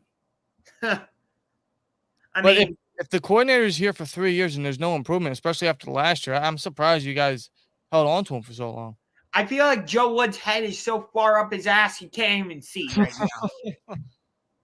If I'm being perfectly honest, I mean, we got wrecked in the game against the Chargers, and then we got absolutely wrecked in the game against the Cardinals. Granted, the only caveat is that, you know, those are two of the more high-powered offenses in the league. You guys don't have that, so it should be a favorable matchup. I think this could be a decent defensive bout, a low-scoring match. That is if we can limit the run for sure. Yeah, it's definitely going to be a game where, you know, there's a lot of negatives on the team right now for both the Steelers and the Browns, and the team's obviously going to try to take advantage of that, and that's what's going to make it competitive. That's what's going to make it really investing and must watch. Because it's a big division game already into the season. Yeah. Right. Unless the pros of each team come to fruition. I mean, the Browns have us beat there. Because there's not many pros of the Steelers team outside of TJ Watt. Exactly. I'm going to be the guy to say it. I don't give a crap. TJ Watt is literally the Pittsburgh Steelers right now. And the last time I checked, this is a team game. Yeah, I'm not going to disagree. No, because the offense has been absolutely mediocre at best. And the Browns, the Browns have their problems. All I've been hearing all tonight, yeah, the Browns have problems. They have injuries. They have this. They have that. But they also have a running game. Yeah. And I can't stress that enough. Back to your TJ Watt thing about Watt being basically a team. In a way, I agree with you because what game was he out? Was it the Bengals game when he was out with a groin injury? We didn't get 1 sack in that game, and that's what ended our consecutive streak of at least one sack or more. Or just look at the Seahawks game. Look at the Seahawks game. This man got back-to-back sacks on back-to-back defensive plays. Yeah, if it wasn't for Watt, then we'd probably be sitting at 2-4 right now. I don't think we would. I don't think we'd have a 500 record for sure. I don't know if we'd even have it at 2 wins if it wasn't for TJ, man. Like, I'm just being real because he caused the turnover on Josh Allen week 1, and he saved a touchdown against the Raiders, even though we still lost that game. But Seahawks game? Yeah, Seahawks overtime. Game, so, oh man, Bluger. Sorry. Watching but the problem though is that if we try and slide our protection over to like double team TJ Watt, that's going to leave some of your other pass rushers open to sack Case Keenum, or hopefully, please don't do this, but that would open the door to set for your defensive line to sack Baker Mayfield and destroy his shoulder even more. Right. No, because I've noticed Jedrick Willis, is that his name? The left tackle? Jedrick Wills. Wills. I always mix it up. Is it Wills or Willis? It's Wills, but I know he hasn't been all that productive this year. Could Highsmith have a big game if they do try to limit Watt? Or is Cam Hayward going to show you he's up there with Aaron Donald as the best in the league right now as an interior defensive lineman? I mean, I told you guys this going into the game last year in week 6 when we did a preview over on your channel, JB, that up to that point, yeah, the Colts were the number one defensive team, but I thought the Steelers were the best defensive line. I think I overhyped the Chicago Bears defense. I thought they were going to be amazing, and they haven't been. So, again, I think you guys are the best defense we've faced so far. Yeah, I wouldn't disagree with that, but a lot of that has to do with TJ Watt. A lot of it. As far as defense in general, yeah. But that's like how I look at, when I look at Jadeveon Clowney, he has 3.5 sacks. That has everything to do with Myles Garrett. But other players eat off of other good players. That's why I said TJ Watt is such an impactful player. It helps everyone around him. Yeah, do I need to bring up Bud Dupree, JB? Yeah, exactly. Look what he's doing this year. Yeah, I mean, one sack, that's it. I love the guy though. Of course, I really do, and I wish we would have been able to keep him, but how come you weren't able to keep him? That contract, we were not going to be able to challenge what the Titans offer. At least at the time where all this was going down. Had it waited, if there was a situation where it could have came later in the season or in the off season, maybe. Yeah. But free agency, I mean, you can't escape it. Nope. No. It's going to be a tough game on Sunday for both teams. I don't even know what the weather's supposed to be. I don't know, but it should be entertaining regardless, win or loss. I will be streaming Sunday, so it'll be interesting to see how I react this time. So far this season, it's been rough. A lot of people getting upset with me. And thankfully, the Ravens are on a bye, so the game will be in our area. Yeah. Yeah, I'm happy I saved some money. It's not going to be easy. Absolutely not. This is the Browns team. Throw history out the door. I'm really looking forward to this game, man. Yeah, please, for both teams. Like let's just clean this slate here and remember, this is a new season. These are two different teams compared to last year, and right now, both teams have their issues. But me personally, as a realist, I can't say it enough. I am a realist, which literally gets thrown into the negative category, but it's not being negative. It's just looking at things from a realistic standpoint. I think the Browns are in a better position than we are. Hopefully I'm wrong. I mean, I definitely want to be wrong about that. Well, with that ground game, obviously. I mean, which run game are you going to choose? Which offensive line are you going to choose? Right now, you would have to choose ours. Well, Twins, you know what I say every week. What's the big word I always bring up? Inconsistency. Yep, exactly. Hey, you just described Baker Mayfield. Good job, JB. Hey, what did I do with that Baker rookie card, Twins? Oh, my God. No, you gave it to me, and I threw it back in the drawer. All right. Oh, okay. Because I thought I tossed it down the hall. Ain't that graded too, JB? That's graded 10, mint condition. That's his college card.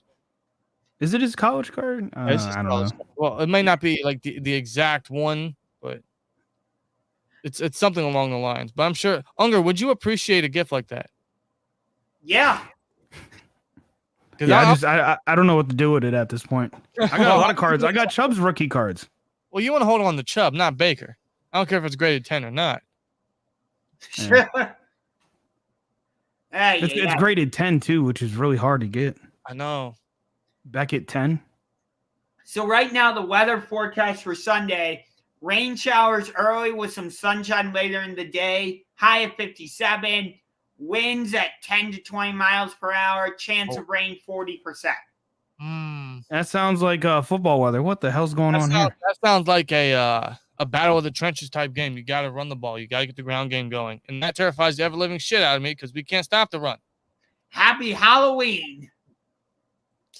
Hey, Joe Hayden. Now he came home, right? I mean, this is one of the... Usually, I'm like, I wish the Browns had a dome on their stadium. But then again, we wouldn't have this type of game. Yeah, totally. I prefer it that way. I prefer the old school stuff. It's definitely going to make it more challenging. The only drawback about us not having a dome and you guys not having a dome, neither of us will be able to host the Super Bowl. Yeah, that's true. Which I absolutely hate. I don't think that should be, I guess excuse in a way, I mean, that's Roger Goodell in a nutshell right there. You take football, which is, when you think football, you think outdoors. Yes. And majority of Super Bowls are where? In a dome. Now, granted, they played in Tampa Bay last year, but that's Tampa Bay. You expect nice weather. When you talk about Pittsburgh, you're expecting, football weather. Yes, which that's what it should traditionally be as. But player safety. Oh, God forbid if it snows too much, it would kill the ratings. But they want to keep talking about like the Ice Bowl and all this. See, this is why I can appreciate a sport like hockey. It's true to its beginning form, and it hasn't really changed too much. No.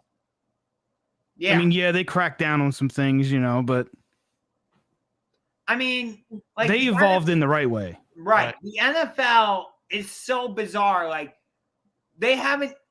The only outdoor Super Bowl that I can remember in a cold weather city was Super Bowl 48, where the Seahawks blew out the Broncos. Yeah. But other than that, I'd love to see a Super Bowl with snow. Yeah. Yes. Oh my God. I don't think has that ever happened? Not that I can recall. Yeah, not that I can recall. That means if that were to ever happen, unless we get snow in January or February or late January, they might have to push the season a little further toward August or July, but that's never going to happen. Yeah. That would ruin it because when you think of the fall, you think of football season. Right. If you start the season in July or August, it's like, wait, it's summertime, but there's NFL football. What the fuck is happening? Yeah. Mm-hmm. It's just not as traditional as like we all know it is. No. Right. But that's also because like they keep adding weeks to the season. Like they just added an 18th week. Like, why do you keep adding weeks? Why do you keep extending the season? Yeah, there goes that whole preseason argument that people were making. Do you think we'll ever get to the point where it's like we have 20 weeks in a season? God almighty, I hope not. I hope so. Just so it kind of contradicts all the people that were like, I don't think preseason should matter because people get hurt. Yeah. That was a great voice that you just did. Yeah, I do that when I make fun of people. All the time. Bro, like all the time. That was fantastic. I should be a voice actor, honestly. Isn't that right, Morty? Rick and Morty. Oh, hey, I can do Stitch pretty well, actually. Now we got to hear it. How I'm Stitch. Okay, that is nuts. That is crazy. I know. All right, so you guys got anything else you want to throw in the score prediction, or is that not really your style? Well, I don't normally do score prediction, but I'm sure the Twins do. In my weekly prediction, I said 23-20 Pittsburgh. Yeah, I said 21-17 Pittsburgh. But hey, that's safe right there. Yeah. That might end up being close to what the score is. Yeah. I'm going to go say the Browns squeak this one out. Literally squeak it out. Like somehow it's going to be like 19-18. I can see it. I don't know how, but I'm going to go with that score. You know what? 19-18. I think the Browns somehow win.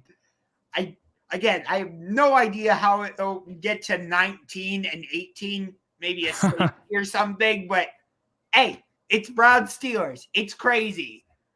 But I wrote an article for a fan side page called Dog Pound Daily. Gosh, I wonder what team they support. Yeah, I have no clue. But the title of my whole focus with the article is like, we got Chicago, Detroit, Pittsburgh, Baltimore, and Cincinnati coming to town. Yes, the Raiders, Broncos, and Cardinals are also coming, but they're so far away I didn't take them into the equation.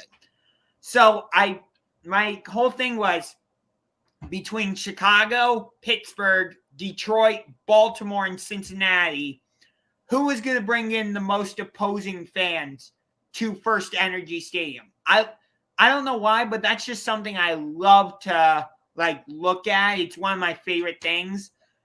The most overwhelming answer I got was Pittsburgh. which doesn't surprise me in the least. I was gonna say, does that really surprise you, or isn't that expected?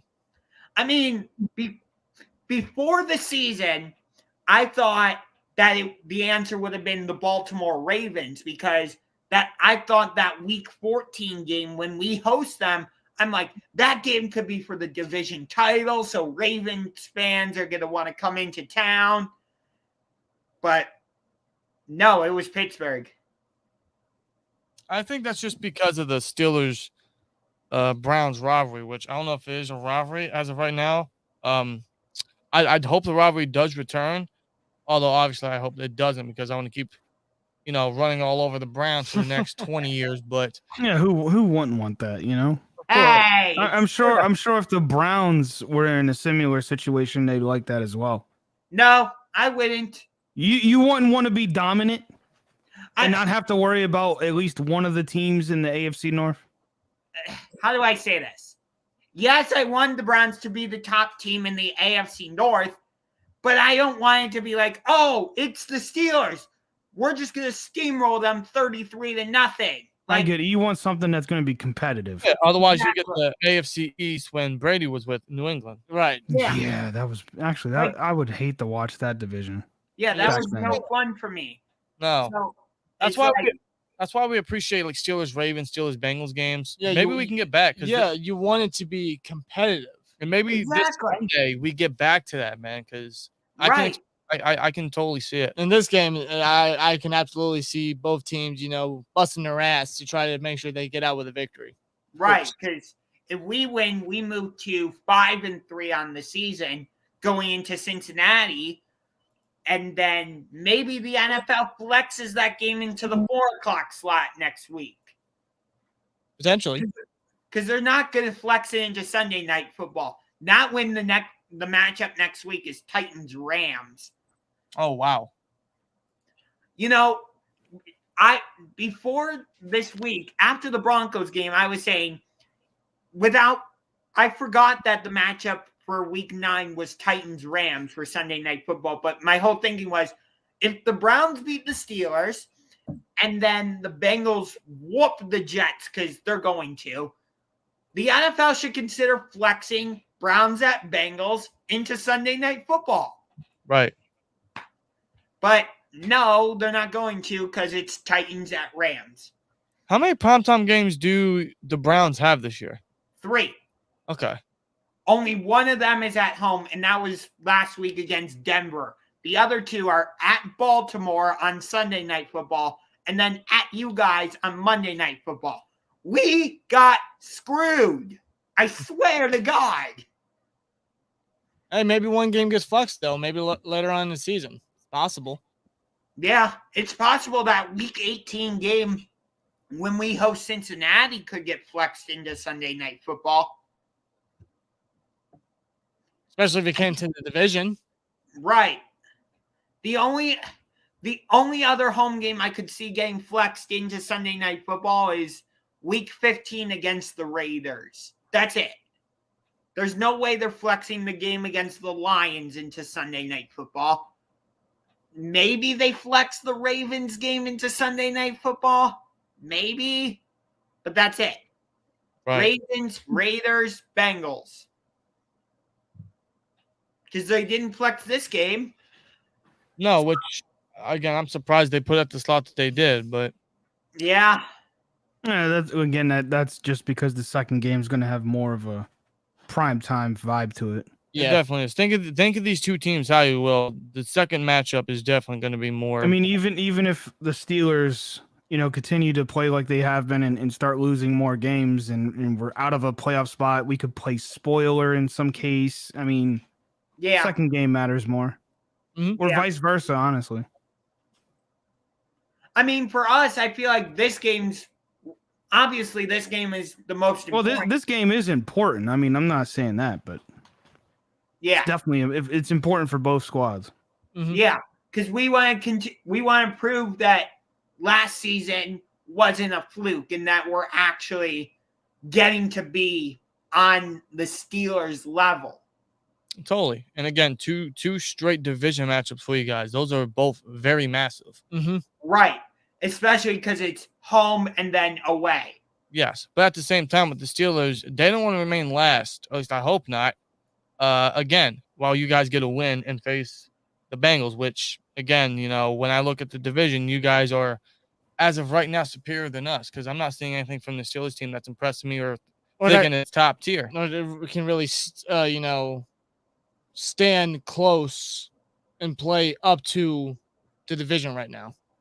So how come you guys are picking the Steelers to win? Is that just because you don't want to pick the Browns, or? No, I'm not afraid to pick against my team. I've done it a few times this year. I just think the Steelers get the win in Cleveland this week. Yeah, despite everything that we said, I do think after what happened this past I refuse to pick a team. All right, then. Well, there you go. But after what happened this past January, I truly believe that the teams definitely want to go into enemy territory and get a big win for division rankings and for justice for what happened. God, I hope so. Because if not, man, I see zero promise or zero, I guess, optimism from this team going into the rest of the year, to be real with you. Yeah. Why are you laughing? Why are you laughing? Okay. You all right? Frog in your throat.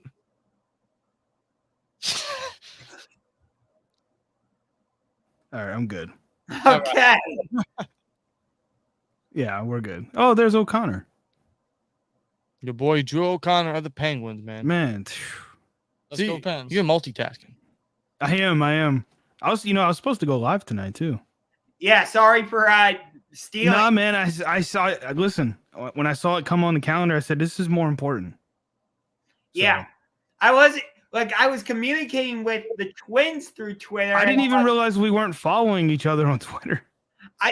I saw that you had deleted your Twitter, so I'm like, how is he going to see that we're going to do a video? Yeah, I ended up deleting it because the account got shadow banned, and once Twitter puts you in the little timeout section, you got to start over.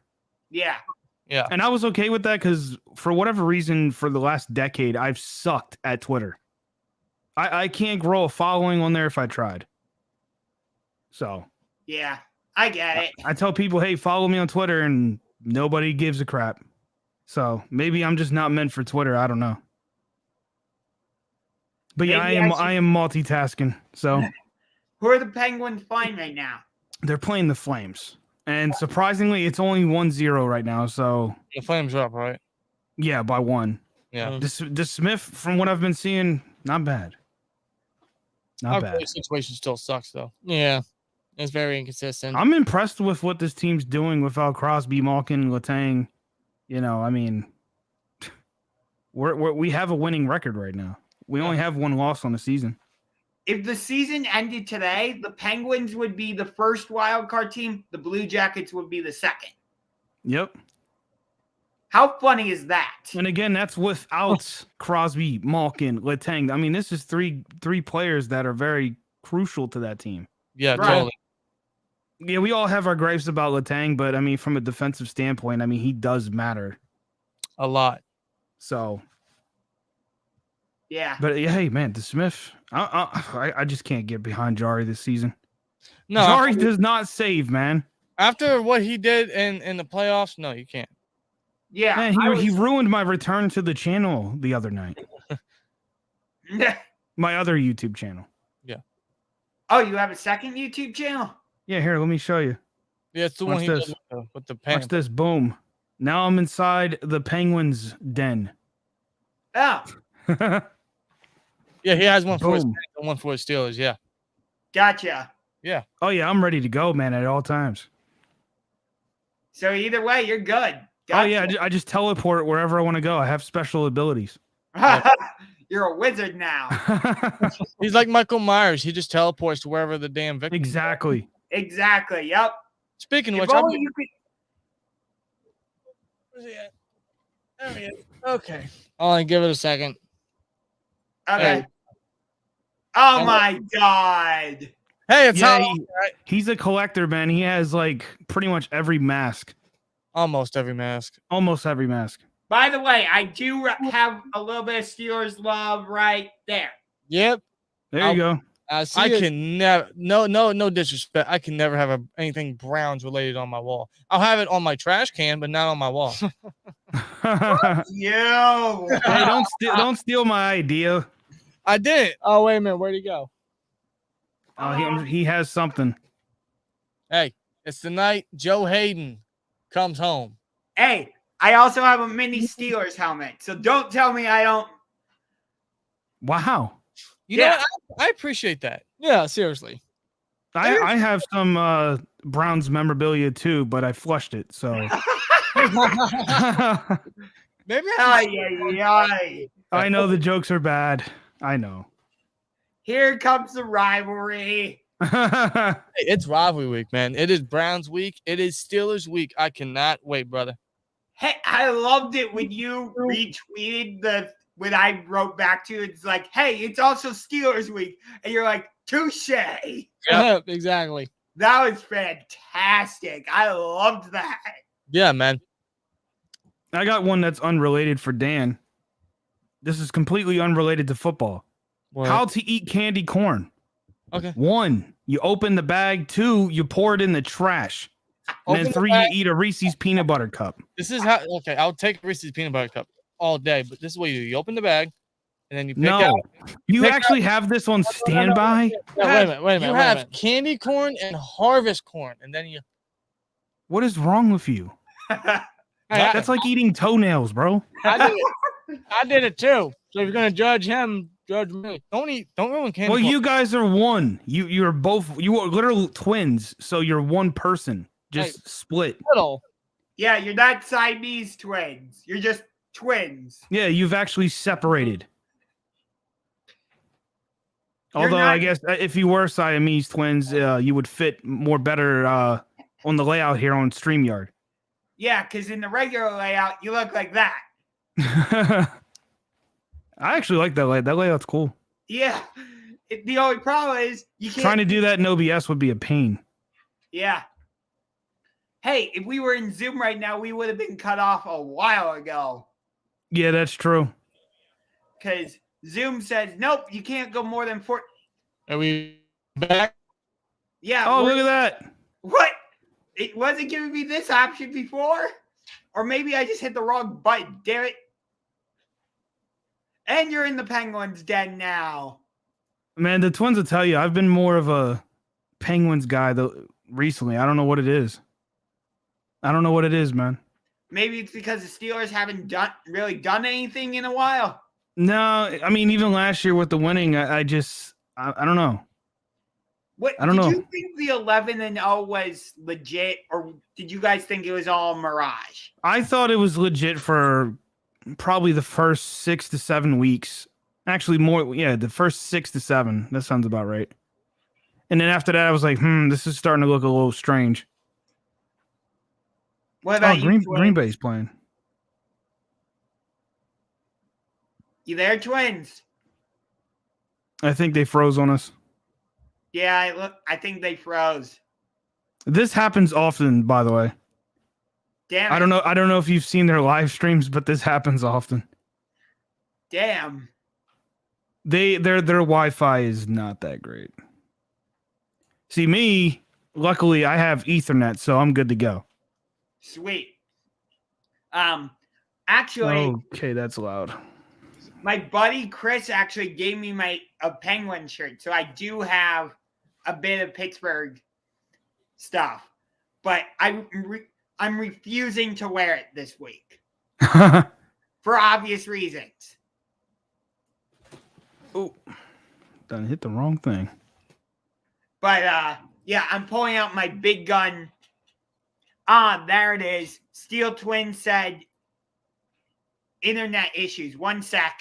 Or in their case, it was 1 sec. Yeah, 1 sec.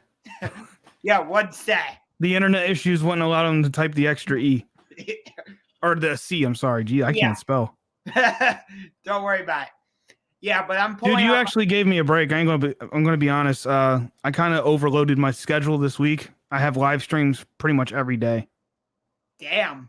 And I was telling a friend of mine recently, believe it or not, like it's not just sitting down and watching a game for 3 hours. That sounds easy. you have to be engaging and talking and, all that stuff. And in my case, I do all my graphics and stuff too. So Yeah. it wears you out a little bit. Yeah. So you like coming on someone else's show? Yeah. In this case, it's a little bit of a break. I didn't have to do much, not much effort today. Just talk Steelers and Browns and we're good. And plus I get to hang out with you, it's been a long time. I know. This is 2 years in the making. I was so excited because, I had to undergo jaw surgery, which prevented me from working with you guys in week 17 and the playoffs. And I'm like, damn. Yeah, I remember that. I had my own share of issues last season too. Yeah. I had a great time working with you guys in the week 6 show when I came on your when I was a guest on your show, and I loved it. Right. So that's what I love about this is I feel like even though we only communicate through Twitter and like YouTube, I feel like you guys the three of you are friends of mine now. Yeah, and the feeling's very mutual, man. Yeah. It really is. We've kept in contact since that first live stream. Yeah. Pretty consistently. I mean, maybe not these last few months because of me and my Twitter issues, but I've jumped in your the live streams a few times. Let's see, are the twins back? Hey, we got you now. Internet issues. Hopefully we do not run into any more. Although that is a weekly issue. Xfinity is garbage. I agree. The only reason I'm escaping the wrath of internet connectivity issues is the Ethernet cable. That was a lot of big words. Congratulations. It was. In between all those words, I said to myself, why the hell are you putting all those extra letters and stuff in there? Makes you sound more intelligent, man. That's a good thing. I know, because I'm pretty stupid. That's right. You're not very stupid. What I love about this comment is you wrote internet issues. One set. It's like the internet issues didn't allow you to write the C. So true. That's not even a joke. That is factual. That's funny. That's funny. But I was just telling JB this.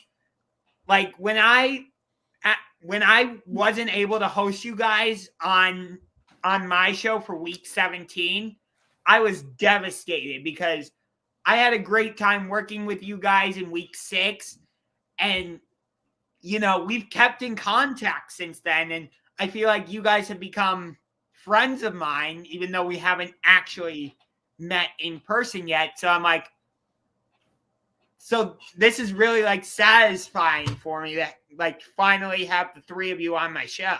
Yes, and the feeling is mutual, man. Last year was fun. Enjoyed it and enjoying it now. And yeah, we may not know each other personally, but we always interact with each other respectively. And it is a nice partner. I don't want to say partnership, friendship. Yeah. I can say the same thing with Loose Cannon. I'm not sure if you know who that is. We I shout do him not. out.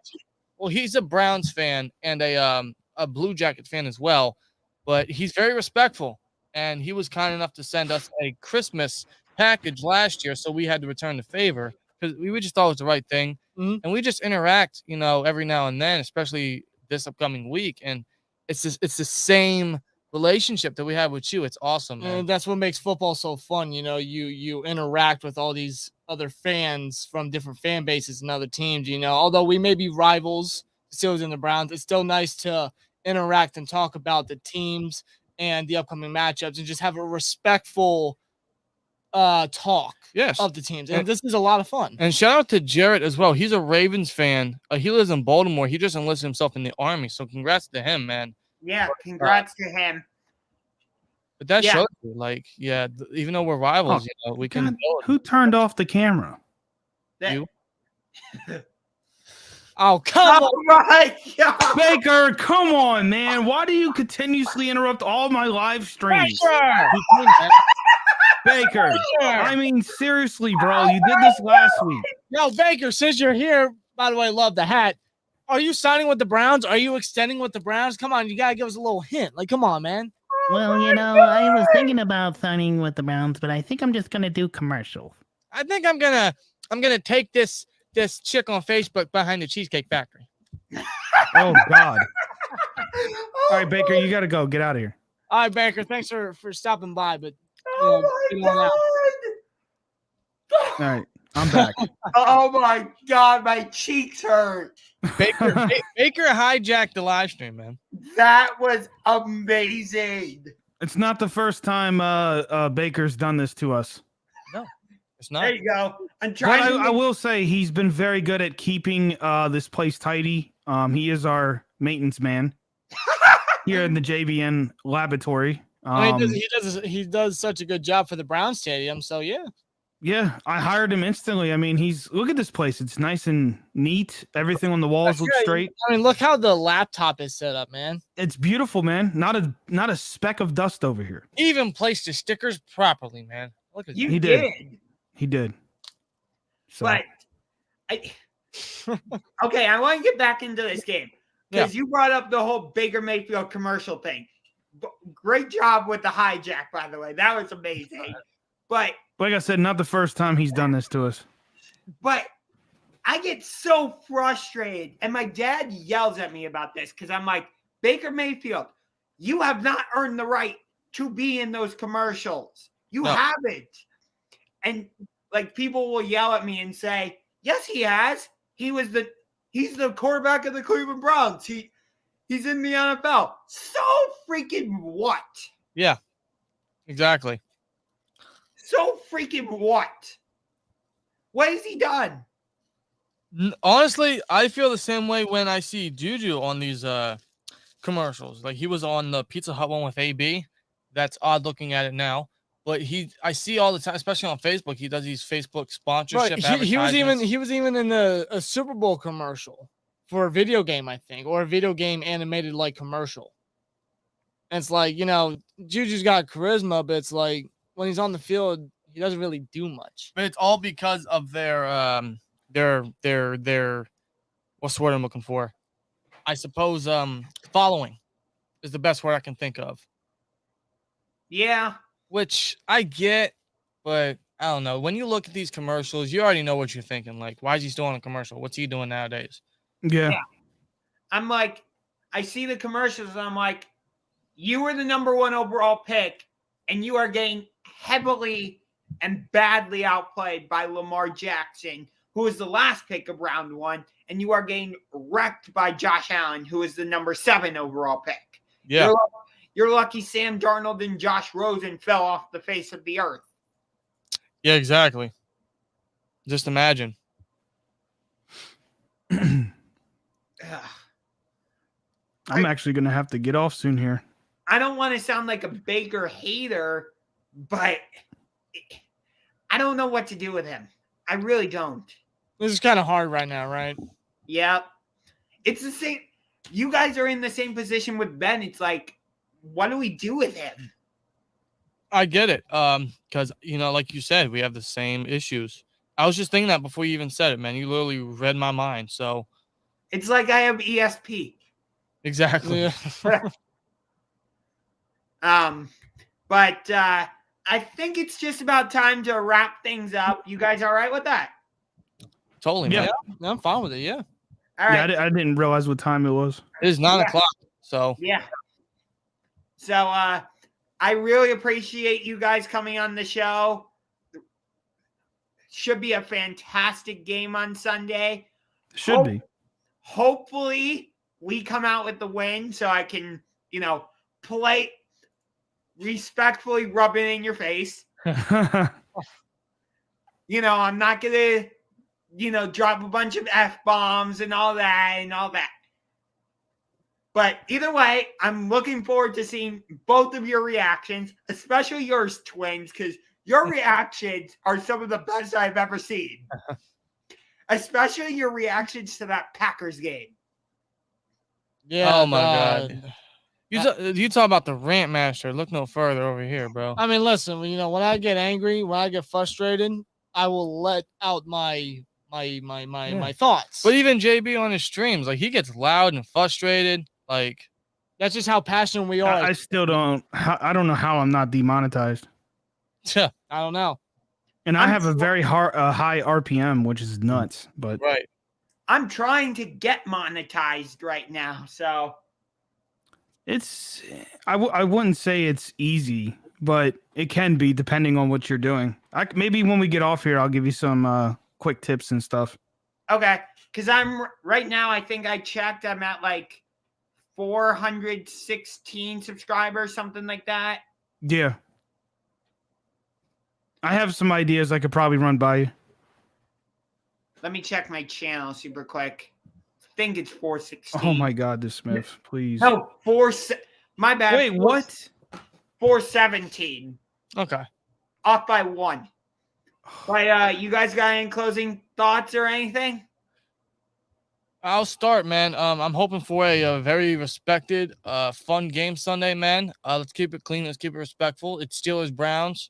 I'm anticipating a battle of the trenches here, especially with the weather. But I really hope this team shows up and gets their win back. For guys like Ben and Hayden, I'm gonna say it again. It's the night that they came home. Keeping it with that Halloween theme. Happy Halloween. We're gonna knock on your door, trick or treat, but we're gonna give you guys a treat of ourselves, and hopefully that's an L, respectively. And very well said, but I hope this team shows up. It's definitely going to be competitive, and I hope we get redemption and come out with the victory. All right. You got anything, JB? I don't think I can top that. I mean, it's pretty much the same. We have the same thoughts 9 times out of 10. Well, hopefully when you guys come to trick or treat at our door, we just slam it in your face. Well, nonetheless, best of luck to you, the fan base, and the Browns. Yep. Best of luck to you guys, the Steelers, and Steeler Nation. I appreciate that, man. So it's all respect here. Love Yep. to see it, man. So And thanks for having us. yes, it is great that we finally got this all done. All 4 of us, a long time in the making, but hey, we got it done, man. And for Yep. the best time after the game, January, it's a big divisional game Sunday. No better time to do it. Hey, I'll jump in on one of your 2 streams, like during halftime or something. I'll be in the chat. Sounds good. Yeah. Yep. I may even watch one of your streams while I'm at the game, just so I can see like what your reaction is. Yeah, you'll see a play live, and then you'll watch the look down's reaction. It's gonna be If the Steelers end up getting blown out and it's not looking good, I'm probably gonna have some explicit language. So Yeah, and for you, that might be the real treat for Halloween. Yeah. I might blow a gasket. That hasn't happened live yet. You guys know what I'm talking about. I've gotten hot and heated, but not, the full thing yet. Yeah. I kind of want Which to is see scary. that now. Against the Browns, it might shoot. I mean, I chose 1918, which, again, I don't know how the hell that score is going to happen, but I'm going with it. anything's possible. Any given Sunday, man. Yep. Well, thanks for tuning in. And, hey, maybe we'll do some type of post-game show on Monday or something. Yeah, I'll That's definitely be up for it. If the schedule cuts out, for sure, man. All right.